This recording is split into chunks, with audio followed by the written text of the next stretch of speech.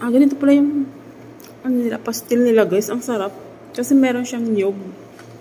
Ayun mo yun, oh. Chicken, oh. Chicken. Yan. Ang sarap ng pastil nila. Ganito pala yung pastil ng mga Muslim. Ang sarap. Tapos, grabe. May niyog siya, oh. May, ano yan, sa probinsya, sapal ng niyog. Ayan. Ayan, oh. Para siyang sapal ng niyog, oh. Ang sarap niya. Ang sarap. Tapos maanghang-anghang. So, yan. Kain tayo, guys. Lagyan natin itlog.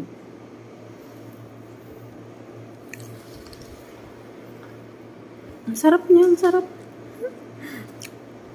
Nakakaloka. Ang sarap. First time ko kumain na ito na binili ko dun sa talagang mga tunay na Muslim ba. Hindi yung mga yan sa tabi-tabi kasi marami nang gumagawa na ito. Pero sa kanila, ang sarap. Ayun guys, makikita mo yan. May nyog siya. Tapos chicken. Ang sarap. Grabe, ang sarap.